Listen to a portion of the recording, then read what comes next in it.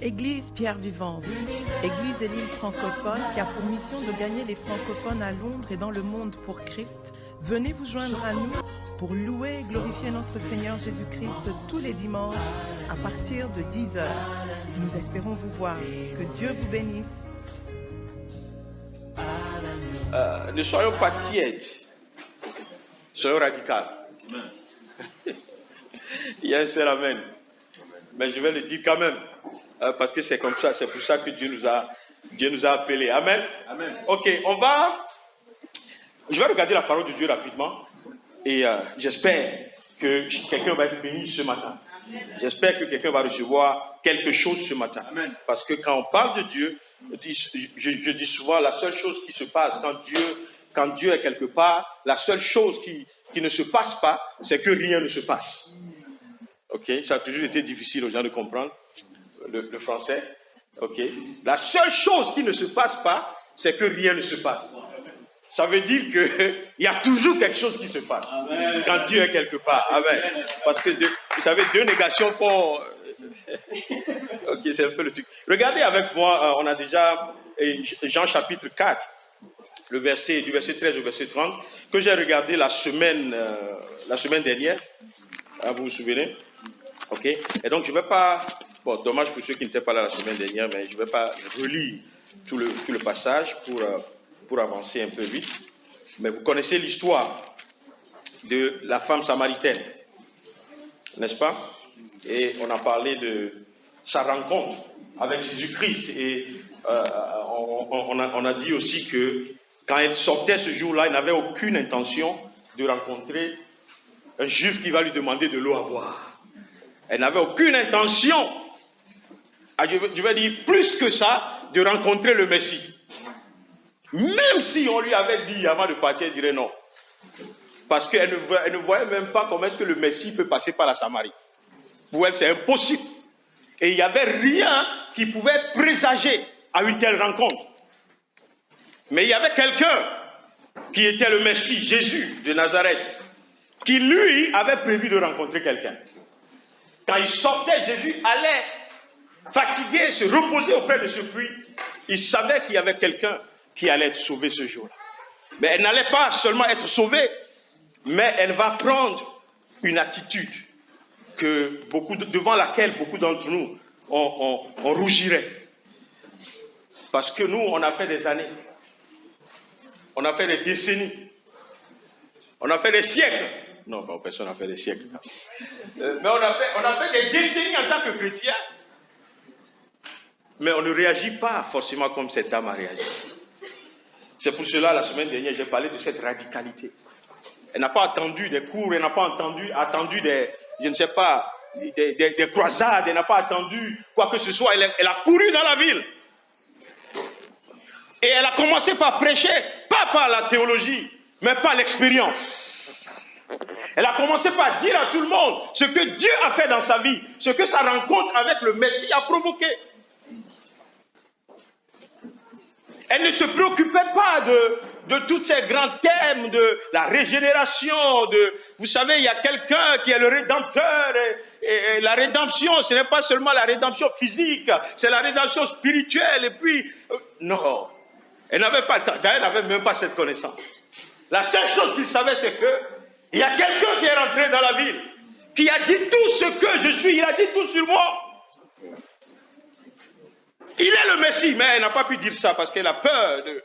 On va la gérer en même temps, Et donc elle a dit, mais vous-même, regardez, vous qui connaissez la parole, regardez, est-ce qu'on ne peut pas dire que c'est le Messie? Il invite les gens à comprendre que un changement est en train d'être opéré dans la ville. Parce que le Messie est arrivé. Quand j'ai regardé encore cette parole la dernière fois, je me suis rendu compte que, vous voyez, à un moment donné, moi, mon cœur était le puits de Jacob. Parce que c'est là où le Seigneur m'a rencontré. Alléluia. Parce qu'aujourd'hui, il ne nous appelle pas à aller à un puits physique quelque part avant de te rencontrer. Il te rencontre, voyez, dans ton cœur, là où tu as besoin de la rencontre du Seigneur. Le Seigneur vient à ta rencontre, il vient te toucher, il vient transformer ta pensée. Il vient transformer ta destinée. Il vient transformer ton espérance. Il vient transformer tout ce qui est en toi. C'est pour ça que la Bible parle de la nouvelle naissance. Que désormais, tu n'es plus l'ancienne personne. Du jour au lendemain. Alléluia. Vous savez, avant que tu ne viennes au monde, quand ta maman est tombée enceinte de toi, voyez, elle a pris 9 mois pour que tu naisses. Allô? Quand Jésus est allé au puits de Jacob, la femme samaritaine, la nouvelle naissance, s'est opérée en 1 minute. Quelque chose s'est passé. Merci Seigneur que ce n'est plus l'heure qu'on parle pour devenir une nouvelle personne. Mais quand Dieu te rencontre, tu deviens automatiquement une nouvelle personne. Amen. Parce que la Bible dit tu es né de nouveau. Alléluia. Amen. Tu es né de nouveau. C'est pour cela que les gens qui te connaissaient avant, ils te reconnaissent encore physiquement, mais ils ne savent pas qui tu es. Alléluia. C'est pour cela que je dis souvent, voyez, quand tu es né de nouveau, ton assurance n'est plus basée sur ce qui est extérieur. C'est pour ça que tu n'as pas peur du regard des autres. Tu n'as pas peur de ce que les autres disent. Tu ne fais pas cas de ce que les gens disent par rapport à toi. Alléluia. Mais tu sais qu'à l'intérieur de toi, il y a une assurance de ce que désormais, tu es fils de Dieu, héritier du royaume. Alléluia. Voyez, héritier de tout ce que le Seigneur a, qu'il remet entre tes mains. Et tu le prends avec beaucoup de révérence. Alléluia. Amen. Aujourd'hui, je vais regarder quelques aspects rapidement de la radicalité dont je parle et on va essayer d'évoluer avec ça. La première des choses que je veux voir aujourd'hui, allez-y avec moi dans Marc chapitre 5, pour ceux qui ont leur Bible. Alléluia. Amen. Chapitre 5, j'ai dit, non, du livre de Marc. Je vais lire à partir du verset 25. Il dit, alors, or, il y avait une femme atteinte d'une perte de sang depuis 12 ans. Elle avait beaucoup souffert entre les mains de plusieurs médecins. Elle avait dépensé tout ce qu'elle possédait et elle n'avait éprouvé aucun soulagement. Alléluia. Mais, je ne sais pas, est-ce que les médecins vraiment... Ils ont gaspillé l'argent de la dame sans la soigner, sans la guérir. Puis il dit, mais mais était allée plus en empirant. Ok? C'est-à-dire, ça devenait beaucoup plus grave. Le verset 27, il dit, ayant entendu parler de Jésus, elle vint dans la foule par derrière et toucha son vêtement. Car elle disait, si je puis seulement toucher ses vêtements, je serai guérie. Au même instant, la perte de sang s'arrêta et elle sentit dans son corps qu'elle était guérie de son mal.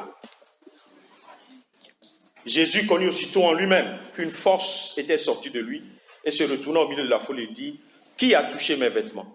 Ses disciples lui disent, mais tu vois la foule qui te presse et tu dis, qui m'a touché? Alléluia.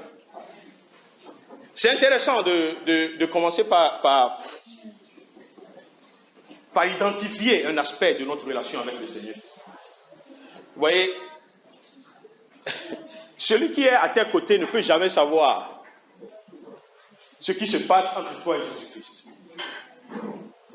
Allô? Ça ne dépend pas des 4 mains que tu lèves le dimanche matin. Vous savez, il y a quelqu'un, il y a un pasteur, je ne sais pas. Il y a quelqu'un qui nous a dit que si tu imposes les mains aux gens qui ne veulent pas recevoir, impose-leur les pieds. Je ne sais plus où on avait eu ça. Mais ça ne dépend pas de tout ça. Vous voyez, au milieu de cette foule, quand Christ a posé la question, le Seigneur savait qu'il y a quelque chose. Il savait qu'il y avait quelqu'un qui l'a touché. Il savait qu'il y avait quelqu'un qui était déterminé à recevoir quelque chose. Mais tous ceux qui étaient autour de lui, la Bible dit, quand Christ a posé la question, qu'est-ce qu'ils ont répondu? Ils ont dit, mais toi, tu vois toute cette foule autour de toi.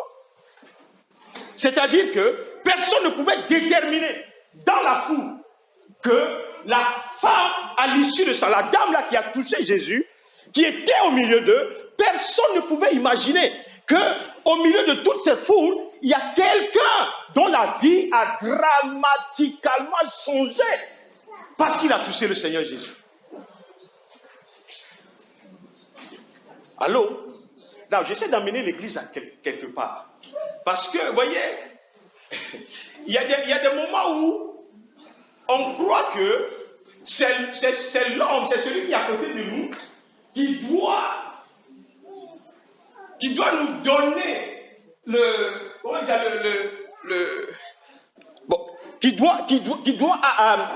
je sais pas quel mot je vais utiliser. C'est-à-dire, c'est pas celui qui est à côté de moi qui va déterminer si j'ai une relation avec le Seigneur ou pas. Est-ce que vous comprenez un peu ce que je veux dire? Non. La vie que nous menons, la vie de chrétien que nous menons, dépend de cette radicalité que nous avons vis-à-vis de Christ, pas vis-à-vis des hommes. Je ne sais pas si vous me comprenez ce matin. Voyez, la grâce que cette dame a eue, c'est que, avant même de s'approcher de Jésus-Christ, elle avait résolu en elle-même que alpha ou bêta ou quelque chose ce qui va se passer, ce monsieur-là, moi je vais le toucher aujourd'hui. Même si quelqu'un venait lui dire, oh on a touché Jésus, rien ne s'est passé, elle s'est résolue qu'elle va le toucher. Parce qu'il y a beaucoup de gens dans le monde aujourd'hui, vous voyez, leur seule ambition, c'est de démontrer que quand tu touches Jésus, rien ne se passe. C'est tout ça, c'est pour ça qu'ils vivent. Ils vivent pour démontrer que personne ne peut dire que sa vie a changé parce qu'il a touché Jésus.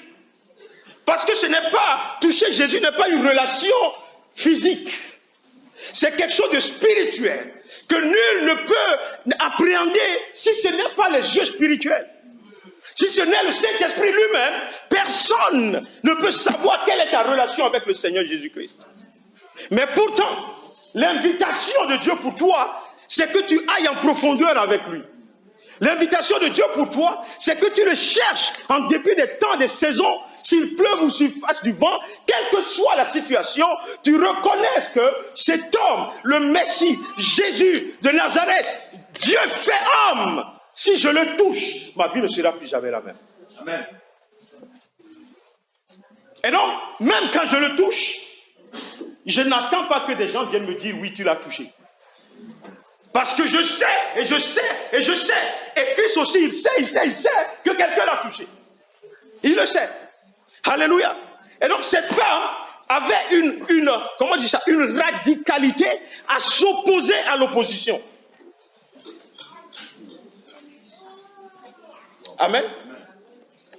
Et donc, qui sommes-nous aujourd'hui si nous pensons qu'on n'aura pas d'opposition dans nos vies?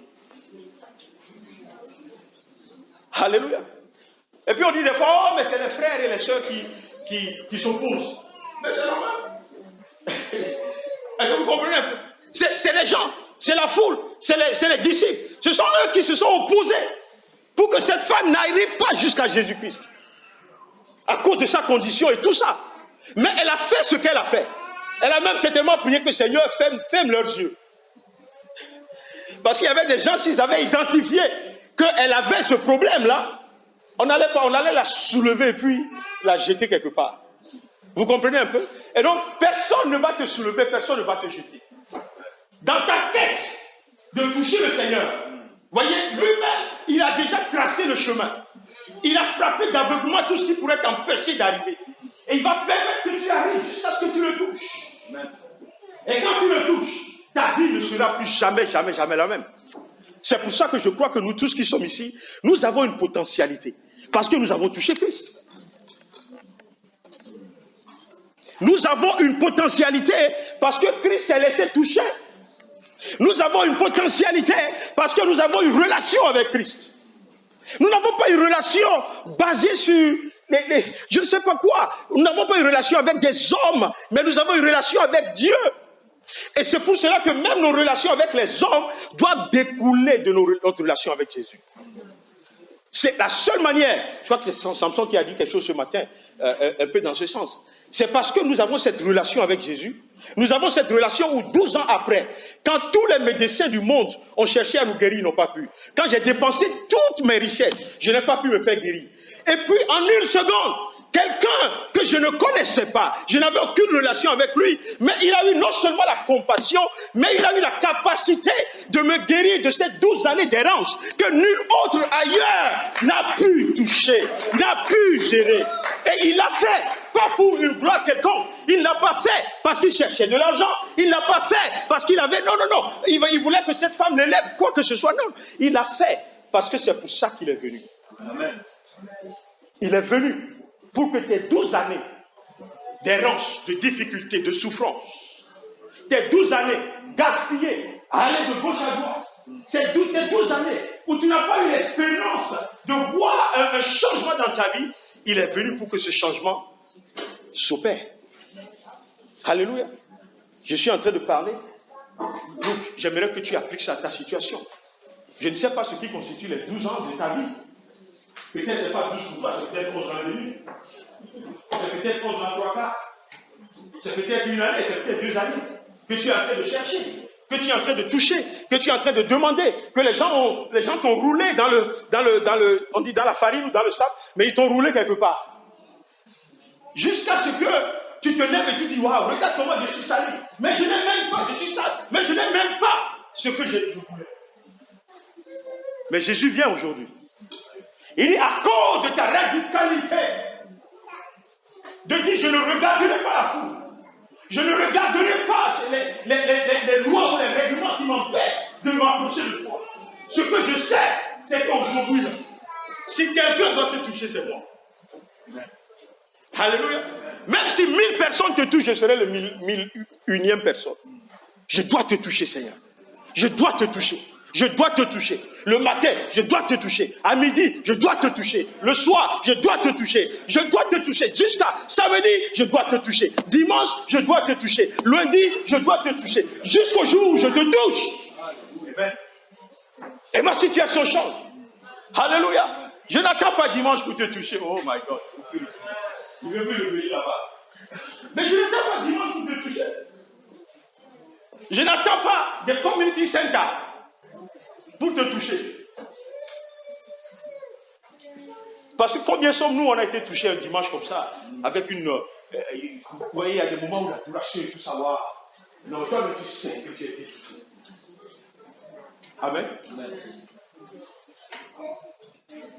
Mais je ne parle pas de ça. Je ne parle pas de cette touche passagère. Qui, sinon, on ne fait pas attention, est une touche émotionnelle. Parce que ça fait... Alléluia, c'est pour ça que je disais que la dernière fois, il y a beaucoup d'hommes de Dieu qui utilisent ces trucs émotionnels pour essayer de dire que l'esprit de Dieu est ici. Alléluia. C'est pour ça que vous remarquez qu'il y a dans certaines réunions, c'est les gens qui sont devant qui commencent. Vous avez remarqué ça, les leaders, là, ceux qui sont proches du pasteur. Donc à un moment donné, ils doivent faire le truc. Ah! Et puis les autres prennent. Parce que c'est ce qu'on leur a dit avant de venir. Quand on prêche, tu dois réagir. Donc, ne réagis pas parce que les autres ont réagi. Cherche ta touche personnelle. Alléluia. Sinon, tu vas rentrer, l'autre va vivre sa délivrance, et toi, tu vas continuer dans ce que tu avais avant de venir. Est-ce que vous comprenez un peu? Et ne te retiens pas, sois radical. Il y a des gens où, il y a des moments où l'Esprit de Dieu descend. L'Esprit de Dieu veut faire quelque chose dans leur vie. Il regarde autour de lui, il dit, je suis trop bien habillé. Je ne peux pas laisser l'Esprit de Dieu agir. Bon, quand je dis je suis trop bien habillé, c'est pas tout le monde. Ok? Mais on a différentes raisons. Il y en a qui, c'est parce qu'ils voient les autres, ils vont dire, c'est comme ici, à Pierre-Yvan, il y a des moments où il y a des gens quand ils font, on dit, il faut trop le spirituel. Il faut trop le spirituel. Et puis quand on insulte comme ça, c'est une bonne insulte, je vous l'ai déjà dit, mais des fois ça te refroidit. Parce que tu es au milieu de Dieu, tu veux réagir, tu dis, on va dire, je suis trop. Ah. Si la femme, à l'issue de ça, elle avait regardé ça là, elle n'aurait pas touché le Seigneur. Elle n'aurait pas touché le Seigneur. Mais elle s'est dit, ça ne dépend pas de ces gens. Il faut que j'aille jusqu'au bout. Alléluia. Deuxième chose que je vais voir rapidement aujourd'hui, que vous connaissez certainement ce passage. On va aller à 1 Chronique chapitre 4. 1 Chronique. Chapitre 4. Vous connaissez déjà là où je vais aller. N'est-ce pas? Le verset 9. Il dit, Jabez. Quelqu'un connaît Jabez? Hein? Il dit, Jabez était plus considéré que ses frères. Il y a des versions, surtout les versions anglophones, ils disent, il était plus honorable que ses frères. Mais sa mère lui donna le nom de Jabez en disant, c'est parce que je l'ai enfanté avec douleur. Jabez invoqua le Dieu d'Israël en disant, si tu me bénis et que tu étendes mes limites, si ta main est avec moi et si tu me préserves du malheur, en sorte que je ne sois pas dans la souffrance. Et puis, ma version met 3 points de suspension. Et il dit, et Dieu accorda ce qu'il avait demandé. Ok? Ces 3 points de suspension veulent dire tout simplement que on va aller vite, on va juste aller à la conclusion. Que Dieu lui a accordé tout ce qu'il a demandé. Mais il est en train de nous dire en réalité qu'il y a beaucoup de choses qui sont passées. Hein? Il y a beaucoup de choses qui sont passées avant que Dieu n'intervienne. Ok? Mais ce que je veux soulever un peu de la prière de Jabez aujourd'hui, ce n'est pas tout ce que Jabez demandait et tout ça, on va revenir peut-être à ça tout à l'heure. Mais je veux nous montrer un peu, vous voyez, la radicalité de l'insatisfaction. C'est-à-dire qu'il y a des moments où on n'est pas dans le, je crois que le français dit le contentement, c'est-à-dire on n'a pas le contentement. On est insatisfait de là où on est. Amen. On peut parler de la non-satisfaction. Il y a des moments où on sait que on n'est pas là où on doit être. Vous savez, quand vous regardez cette parole, ce passage du chapitre 4, c'est un peu bizarre. On était en plein dans la généalogie. Ok? Donc ça, c'est vraiment des choses de la Bible qui ne me... Mais on dit, si tu veux bien connaître la Bible, tu dois étudier ces choses aussi. Mais leur nom, c'est tellement compliqué que de Disma à Didash, à Hazel, Pharaophoni, et tout ça. Donc, des fois, ça prend du temps, tu ne maîtrises toujours pas. Mais, on arrive subitement à Jabez. Et puis, la Bible s'est arrêtée 2 versets. Pour parler de cet homme. Qu'on ne connaissait de nulle part, on ne sait pas d'où il vient. C'est un peu les personnages un peu, excusez-moi, bizarres de la Bible. Ils n'ont pas d'influence quelque part, et puis ils viennent subitement tomber quelque part, et puis ils font quelque chose, la Bible s'arrête dessus, et puis la Bible les laisse là-bas, et puis la Bible est partie. Et donc, c'est là-bas seulement que la Bible est tombée sur Jabez. Et puis il a dit, ah non, il faut quand même que on dit 2 choses sur Jabez dans 2 versets. Et donc, il y a cette situation, cette condition d'insatisfaction. Alors, je ne veux pas dire que je ne veux pas, je ne sais pas. Je sais qu'il y a beaucoup de gens qui disent, oh non, parce que sa maman lui a donné le nom de... tu es né dans la douleur, c'est ça? De peine. Donc, il vivait, je sais pas, il avait une vie triste. On dit beaucoup de choses. Ok, je ne vais pas aller dans ça aujourd'hui. Mais ce que je sais, c'est que la Bible nous dit qu'il était plus honorable que ses frères. Allô? Malgré le nom qu'il portait, celui qui était honorable dans la maison, c'était Jabez. Est-ce que vous suivez un peu? Et il y a des moments où ça nous suffit. Parce qu'on est plus honorable que les autres, ça va. Vous comprenez un peu? Parce que je ne sais pas, parce que je prie plus que les autres, ça va. Parce que, je ne sais pas, je suis plus régulier que les autres, ouais, ça va. Alléluia. Mais voyez, là, Jabez nous a appris quelque chose, c'est que dans cette radicalité, on doit comprendre que on ne peut jamais nous arrêter à ça va. Pourquoi? Parce que il y a plus d'espace d'expansion. Il y a plus de capacité en toi pour aller au-delà de là où tu es, et que tu dis que ça va. Ça va parce que tu te compares aux autres. Est-ce que vous suivez? Mais ça ne va pas parce que Dieu t'attend encore. Dieu veut que tu fasses encore du chemin. Dieu veut que tu t'agrandisses. Il veut que tu t'élargisses. Dieu veut que tu ailles au-delà de là où tu es. Et donc tu ne te contentes pas. Allô? C'est ça la radicalité. Je suis étonné de constater, mes frères, que ceux qui ont plus, ils cherchent toujours plus. Allez-y dans le monde. Tu ne les verras jamais dire, oh, maintenant je suis millionnaire, donc ça va. Alléluia. Il se lève le matin, et puis il tourne sur la terrasse. Il contemple un peu la piscine. Et puis il va en haut. Et puis il prend sa voiture. Il dit, maintenant, je suis un milliard riche. L'année prochaine, je vais être 2 milliards riche. Mais s'il regardait sa famille, il est peut-être plus riche que tout le monde. Tout le monde venait à lui demander un peu à manger et tout. Ça suffit. Il pouvait dire, bon, c'est bon. Mais Jabez n'a pas fait ça. Il a dit à Dieu, Seigneur, regardez encore la prière. À partir du verset 9, il dit, verset 10, il dit, Jabez invoqua le Dieu d'Israël en disant, si tu me bénis et que tu étendes mes limites, j'aime ça. Ça veut dire qu'il y avait déjà des limites. N'est-ce pas? Mais là, Jabez demande à Dieu à ce qu'il étende ses limites. C'est-à-dire qu'il lui donne plus, qu'il agrandisse sa capacité. Et vous savez, c'est Jabez qui a fait cette prière. Vous savez pourquoi? Parce qu'il sait que celui à qui il adresse la prière, il est sans limite.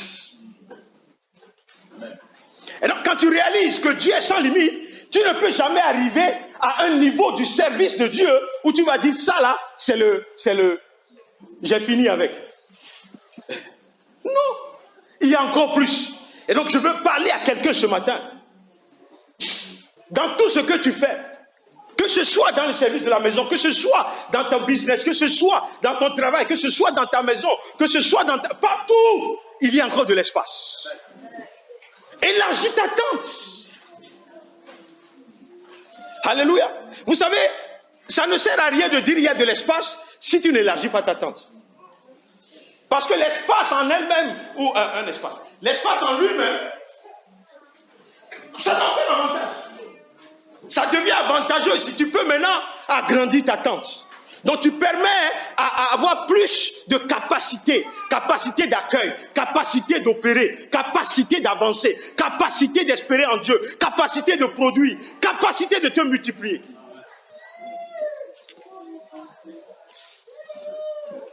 Et tu ne t'arrêtes pas jusqu'à ce que Dieu te fasse aller à l'autre niveau. C'est pour cela que toi et moi, on n'aura pas de refuge jusqu'à ce qu'on quitte cette terre. Parce qu'on n'arrivera jamais à couvrir toute la capacité qu'il y a en Dieu. Donc à chaque fois que Dieu nous emmène quelque part, on cherche le niveau. À chaque fois que Dieu nous emmène quelque part, on cherche le niveau. Parce que Dieu est un Dieu qui nous élève, qui nous emmène de gloire en gloire, voyez, de capacité en capacité. Dieu repousse les limites. Amen. Mon frère, ma soeur, ne t'arrête pas à cette limite qui est devant toi. Ne t'arrête pas. Alléluia. Même si c'est des obstacles. Le Dieu qui t'a appelé, il a promis. Il a promis qu'il va renverser ces obstacles-là devant toi. Excusez-moi, j'ai oublié ma petite serviette à la maison. Vous avez constaté, n'est-ce pas? Amen.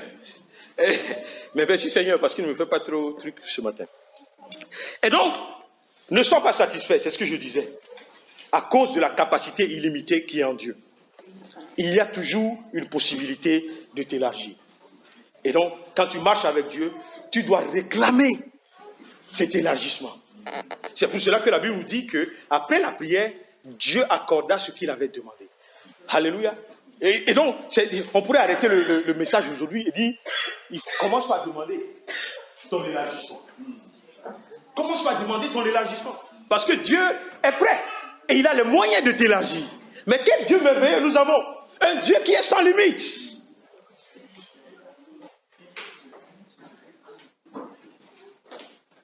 Il n'est limité ni par le temps, ni par la saison, ni par l'espace. Dieu, ni par les biens, ni par la richesse, ni par l'argent. Tout l'argent du monde lui appartient. Ah, mais notre Dieu est insondablement grand. Insondablement grand. Bon. Vous avez compris, je voulais copier un peu Christelle. Et donc, si ça ne marche pas, c'est pas grave. OK? Et donc en Dieu, on a cette capacité illimitée.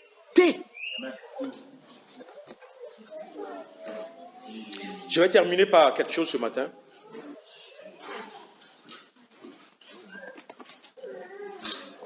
L'invitation de Dieu pour nous, c'est l'insatisfaction.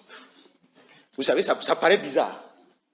Quand quelqu'un dit souvent aux gens, oh, toi, tu es toujours, tu n'es jamais satisfait. Hein, on te donne et puis c'est toujours toi, tu mets toujours des demandes déjà. Mais l'invitation de Dieu, c'est qu'on ne soit pas satisfait.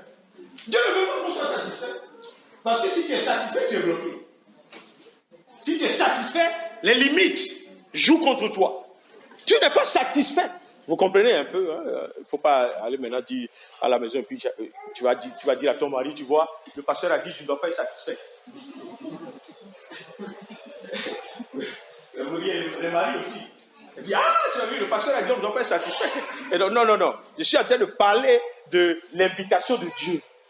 Vous voyez, Dieu nous appelle à ne pas être satisfait avec notre relation avec lui, avec ce que lui, il peut nous donner. Et on peut toujours avoir de l'espace dans lequel on peut opérer. Amen. Et donc, moi, je suis ici. Je me suis dit, je ne vais pas être satisfait.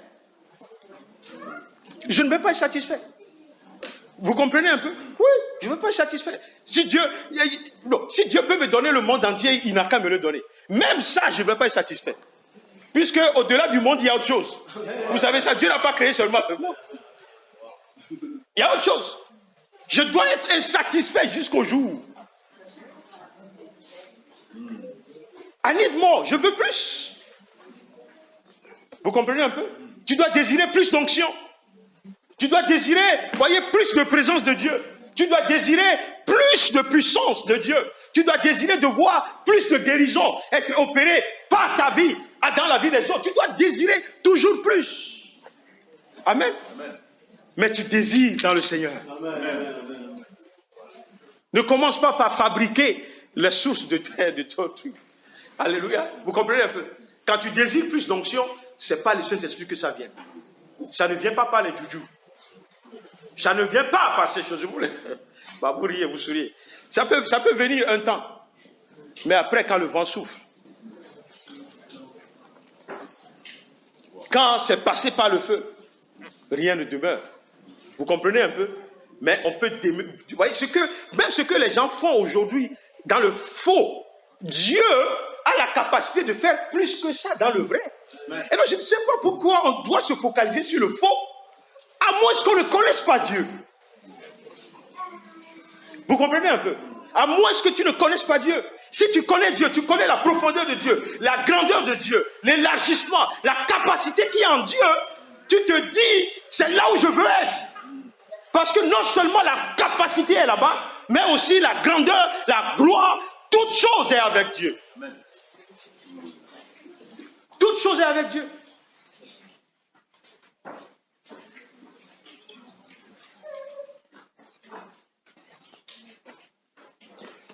Il y a un pasteur au Congo, le pasteur avec qui on était la dernière fois. Et le début du mois qu'on va aller, on a une petite partie avec lui. En fait, on a 3 jours avec lui et puis on a une semaine avec un autre groupe de pasteurs pour les Swords of the Spirit. Et donc, quand on essaie d'arranger le programme avec lui et tout ça. Et donc, à un moment donné, il dit, il est en train en fait, de faire son budget. C'est-à-dire pour lui, dans sa tête, il doit s'occuper de l'équipe qui vient. Vous voyez un peu? Et donc, pour nous, dans notre humilité légendaire, donc on a dit au pasteur, non, nous quand on vient, on s'occupe de nous-mêmes.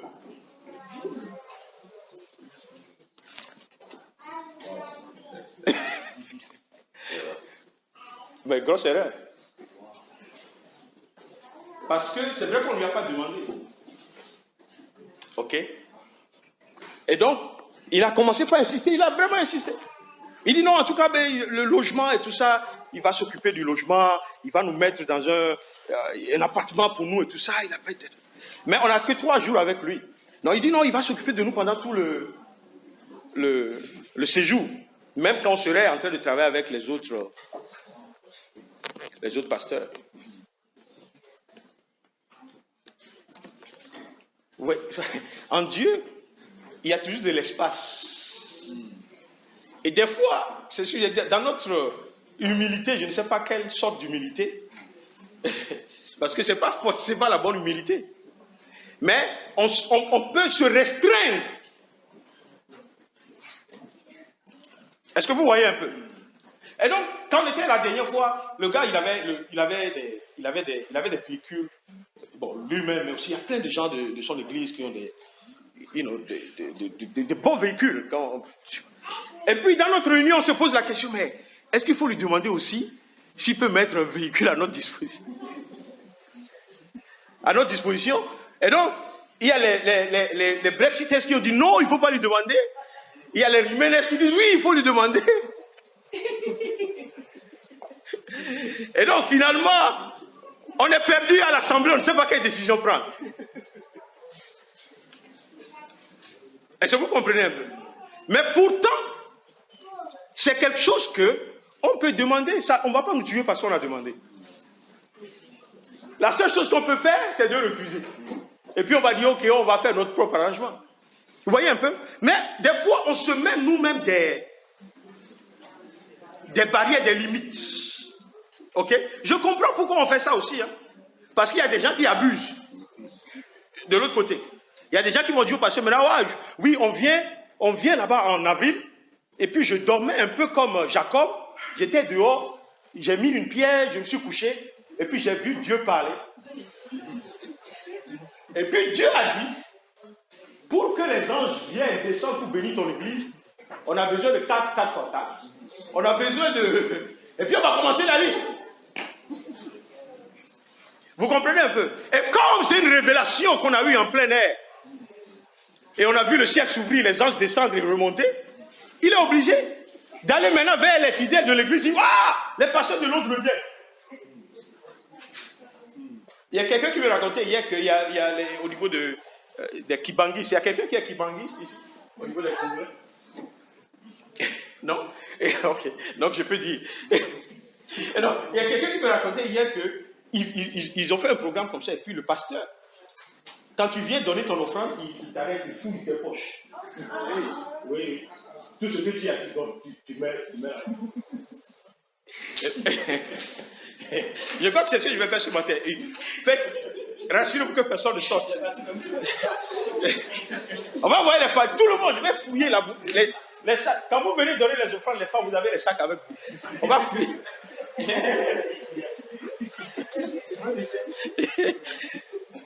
Amen. Et puis après, ils ont pris des gros sacs de trucs comme ça, et puis ils ont envoyé. Maintenant, on dit que là où ils avaient la croisade, c'était très loin de la ville. Et donc maintenant, il y a des gens qui ont dû repartir à pied. Ils ont fait des kilomètres et des kilomètres à pied, parce que l'argent, même pour prendre l'esprit de vie, ils n'en ont pas. Vous connaissez l'esprit de vie? Bon, ceux qui sont du Congo, ils connaissent. Mais bon, les autres ne connaissaient pas. Esprit de vie, je ne parle pas du Saint-Esprit.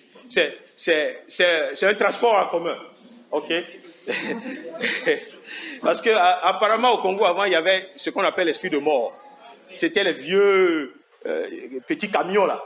Et ça faisait tellement d'accidents, les gens mouraient. Donc on a appelé ça esprit de mort. Donc, quand ils ont envoyé maintenant les nouveaux, tu vois dessus, c'est écrit esprit de vie. OK? Et donc, ça vient la vie. Et donc, ah, c'est intéressant parce que la première fois que j'ai vu esprit de vie, j'ai demandé au gars qui était avec moi, je dis, ah, c'est un chrétien qui a cette compagnie-là. Parce que si tu mets esprit de vie quand même sur tous tes camions, ça veut dire quand même que tu connais le Seigneur. Non, c'est l'homme m'a dit non, ça c'est une déclaration prophétique sur ces voitures-là, il n'y aura pas de mort. Il n'y aura pas de mort. Ok, je vais terminer ce matin. Allez-y avec moi dans... J'ai regardé Marc chapitre 5 tout à l'heure, n'est-ce pas? Allez-y dans Genèse chapitre 32. Je vais terminer par là. Genèse chapitre 32. Esprit de vie.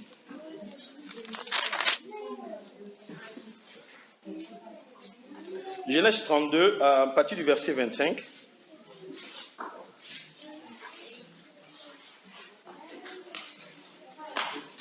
Il dit, voyant qu'il ne pouvait le vaincre, cet homme le frappa à l'emboîture de la hanche. Et l'emboîture de la hanche de Jacob se démit pendant qu'il luttait avec lui.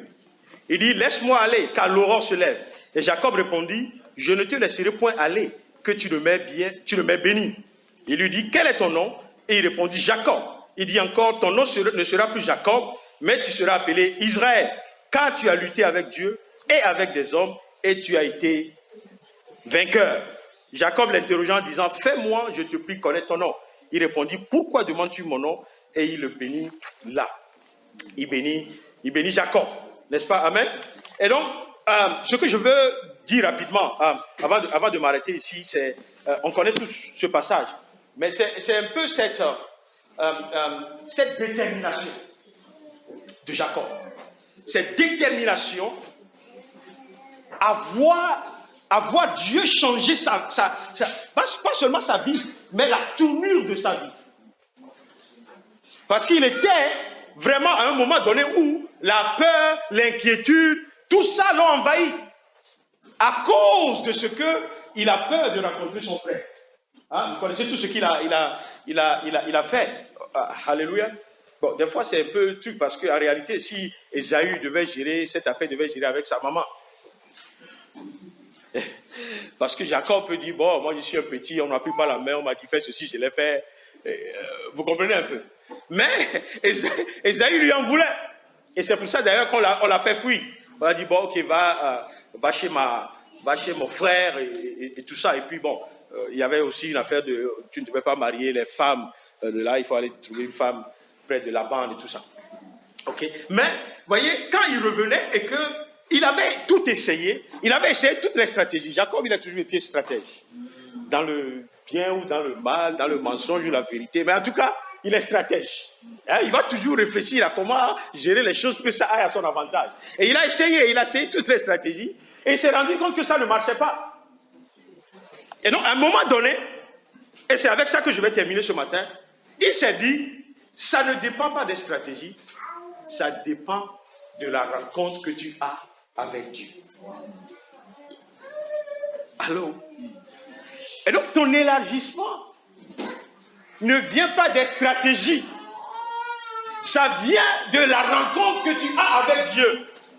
C'est pour cela que, voyez, tu dois commencer par chercher Dieu pour toutes les situations. On ne cherche pas Dieu seulement quand on veut se marier. On ne cherche pas Dieu seulement quand on veut un travail. On ne cherche pas Dieu seulement quand on veut. Mais on cherche Dieu parce qu'on veut mieux connaître Dieu afin d'aller plus en profondeur avec lui. Et donc, dès que tu es à ce niveau de profondeur avec Dieu, voyez, toute la gestion de tes difficultés ne s'opère plus à ton niveau. Et ça, c'est la joie d'être avec Dieu. Parce que quand ça s'opère, quand la gestion des obstacles s'opère à ton niveau, tu es épuisé. Automatiquement, tu es épuisé. Mais quand c'est Dieu qui rentre en action, vous comprenez un peu, c'est comme si Dieu te met par terre, s'assoit sur toi, et puis fait le combat. Et donc, toi, tu n'es plus exposé à l'ennemi. Mais Dieu, il prend le petit et le grand bouclier, et il combat pour toi. Vous comprenez un peu? Et donc, après cette rencontre de Jacob, une des choses qui s'est passée, c'est qu'il luttait tellement avec l'ange que l'ange lui a déboîté la hanche. Amen. Et ça, c'est aussi un symbole du brisement. C'est un symbole du brisement. Mes frères et mes soeurs, on ne peut pas servir Dieu, on ne peut pas plaire à Dieu si on n'est pas brisé. Je vous assure. Des fois, on peut essayer de faire avec tout ce qu'on a comme orgueil, tout ça, c'est à cause de moi que ça s'est passé. Waouh, si tu le vois, tu m'as vu en plein ministère, combien de personnes sont couchées par terre. Souvent, c'est les trucs qu'on dit souvent, waouh. Quand j'ai relâché la parole, tout le monde était de pleurer. Yes. Et puis, si tu ne fais pas attention, on va dire, waouh. Quand il prêche, les gens pleurent. Mais parce que la même personne, il ne te dira jamais quand il a prêché, personne n'a pleuré. Parce qu'en réalité, c'est Dieu qui fait pleurer. C'est Dieu qui touche les gens. Mais à un moment donné, quand Dieu fait le ministère et que les gens sont touchés, vous voyez, ce n'est pas parce que tu es trop éloquent, tu vois. Et donc, à un moment donné, l'ange a regardé Jacob, dit, toi là, vous voyez, tu ne peux pas continuer avec c'est toujours toi. C'est toi qui fais les plans, c'est toi qui fais les stratégies, c'est toi qui veux être toujours devant de toi. Paf! Le brisement s'est opéré. Mais le plus important, je vais terminer avec ça, dans le brisement, Jacob n'a pas lâché. Et c'est là le vrai attachement à Dieu. Il ne s'est pas attaché à Dieu tout simplement parce que non, Seigneur, j'ai besoin de toi pour que tu fasses de moi. Non. Mais il s'est attaché à Dieu. À un moment donné, il a compris que waouh, tout ce que je suis, c'est en lui. Tout ce que je peux accomplir, c'est en lui. Tout ce qui est espérance, c'est en lui. Et toi, c'est quoi ta position ce matin par rapport à Dieu? Je veux dire sincèrement et honnêtement, si l'Esprit de Dieu venait à fouiller ton cœur aujourd'hui, ta relation avec Dieu, ton positionnement par rapport à Dieu, ton service de Dieu, c'est basé sur quoi?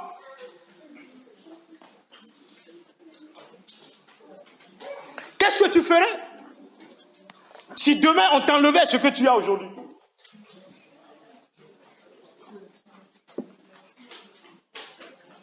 C'est là où on dit arrière de moi Satan. Même si c'est Dieu. La parole de Dieu dit, voyez le potier, à un moment donné quand il voit la forme du pot, et puis il se dit, mais c'est pas convenable, c'est pas ce que je veux. Qu'est-ce qu'il fait? Il brise. Et puis il recommence. Amen. Peut-être que certains d'entre nous, on est arrivé à un stade où le pot est prêt, mais déformé. Bon, je ne suis plus que personne ici. Mais, ça fait. Et donc, le potier est obligé de briser. Que tu le veuilles ou non. Que tu le cherches ou non. Que tu t'y opposes ou non. À un moment donné, pour te donner la forme qui lui convient, le potier est obligé de te briser. Il ne va pas te prendre comme ça et te mettre sur l'étalage. On va dire, mais ça, c'est quel potier, ça? Regardez le pot qu'il a fait. C'est pour cela qu'il doit encore te pétrir, il va te briser, repétrir l'argile, faire ce qu'il peut faire. Amen. Des fois, il va mettre un peu de bouteille dedans, comme ça va te faire mal quand il te pétrit. Mais quand tu vas sortir de là-bas, il serait fier quand tu es sur l'étage. Il dira, oui, je suis le potier, voici le pot que j'ai fait. Voici le pot que j'ai fait. Amen. Alléluia. Amen. Et ma prière pour nous, c'est que Dieu soit fier de nous. Amen. Ça ne prendra pas notre capacité d'être je ne sais pas quoi. Mais ça prend notre soumission à Dieu en toutes choses. Alléluia. Et quand tu es soumis à Dieu, quand il est en train de faire le pot, il n'a pas de difficulté. Parce que le pot reste, vous savez, quand tu veux laver un enfant qui est très turbulent, c'est plus difficile. Fais attention, tu peux mettre le savon dans ses yeux. Parce qu'il bouge. On lui dit laisse la main, il bouge. Mais Dieu ne veut pas que tu bouges. Dieu veut que tu lui fasses confiance. Reste là, je vais te donner la forme qu'il faut. Vous comprenez? Et donc, c'est pour ça que j'ai remarqué, on était, je vais donner encore un exemple de Kinshasa. On était dans un programme où il y avait beaucoup d'intervenants. Vous voyez un peu? Et c'est là où j'ai vu à l'œil nu comment est-ce que les prédicateurs, ils peuvent être compétitifs. Je vais dire ça dans ce sens. C'est-à-dire que si tu interviens et que tu prêches et que ta voix est un peu comme ça, celui qui te suit là, il va amener la voix comme ça. Et puis celui qui vient après, parce qu'en réalité, non mais il faut qu'on fasse attention, hein, parce que le peuple de Dieu là, ils sont pas. Parce que c'est la manière dont surtout au Congo, vous savez, quand tu prêches, pour les appréciations, les gens viennent donner l'argent. Voilà. Et donc, plus de gens, quand tu prêches, plus de gens s'avancent, ça veut dire que, wow, the power of God is in your preaching. Alors, si celui qui t'a dévancé, il y a 10 personnes qui sont venues depuis, toi tu es presque à la fin de ton message, il n'y a plus 2 personnes à la fin pour faire quelque chose. Les 2 minutes qui restent, il faut inventer. En tout cas, il faut que les gens sortent. Vous comprenez un peu? Mais dès que tu finis, chacun on se félicite. Chacun va se féliciter. Vous comprenez un peu? Mais ce n'est pas pour ça que Dieu nous a appelés. Je l'ai toujours dit, vous ne savez pas qu'il y a 2 personnes qui sont sorties, mais tu ne sais pas combien Dieu a fait dans la vie des gens. Tu ne sais pas. L'autre ne sait pas, l'autre ne sait pas. Donc, quand est-ce qu'on va arriver à ce niveau? Je ne sais pas si on peut, hein, parce que c'est toujours, tu vois un peu, à ce niveau où on est totalement désintéressé de ces choses, on se focalise sur ce que Dieu est en train de faire. Amen. On se focalise. Il y a eu des moments quand on était à Saint-John, les gens viennent te demander, on finit mardi, vas-y, vous te dis, oh, qui prêche dimanche? Donc, je ne vais pas vous donner le nom, mais il y a certains enfants qui le donnent, dimanche, tu ne le vois pas l'église. Mais il y a d'autres, quand tu dis que c'est lui qui a la prédication, ils sont là. Pourquoi? Parce qu'ils ont leur confiance à un homme. Et c'est triste. C'est triste. Tu ne viens pas parce que tu as été empêché, non, parce que c'est tel prédicateur. Et des fois, quand on a un invité, la salle est pleine.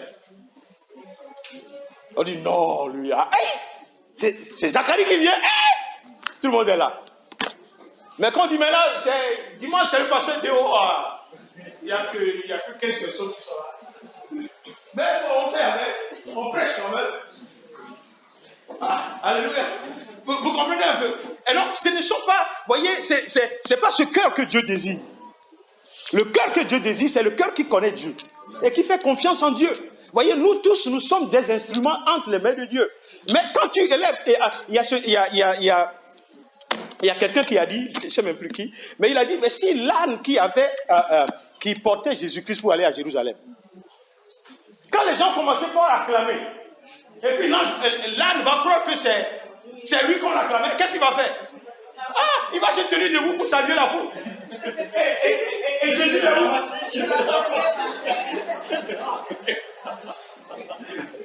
Jésus est parti. Amen. Et nous les chrétiens, combien de fois on fait tomber Jésus chaque jour? Parce qu'on prend la gloire pour nous. Hein, quand on acclame, on dit waouh! Et puis Jésus est par terre.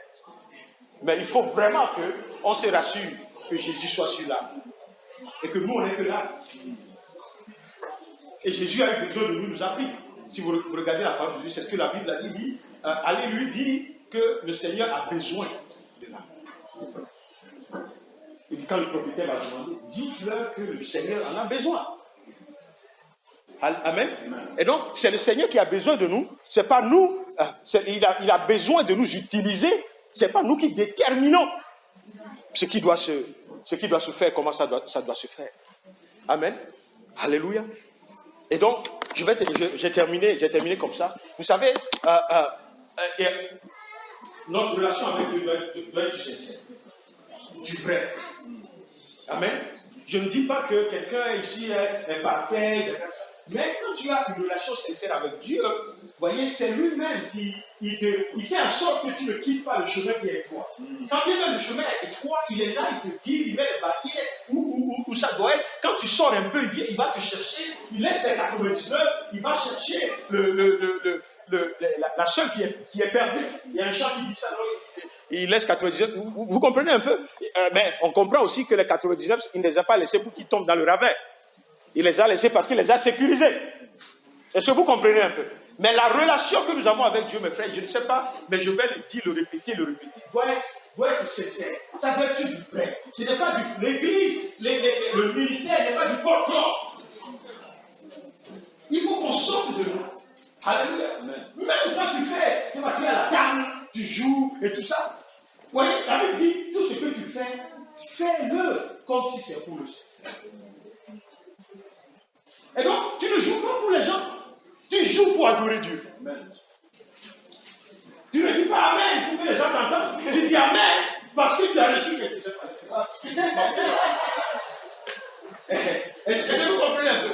Et non, mais c'est vrai. Et donc, il y a des moments où on doit faire en sorte que notre attachement à Christ ne dépend pas des yeux qui nous regardent, mais ça dépend de ce que Dieu dira dans le secret. Quelle est l'appréciation après avoir tout fait? Quand tu rentres dans le secret avec Dieu, qu'est-ce que Dieu dit?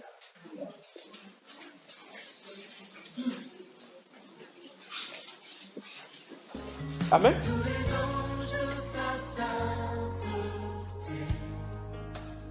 Église Pierre Vivante, Église des Îles francophones qui a pour mission de gagner les francophones à Londres et dans le monde pour Christ, venez vous joindre à nous pour louer et glorifier notre Seigneur Jésus-Christ tous les dimanches à partir de 10h. Nous espérons vous voir. Que Dieu vous bénisse.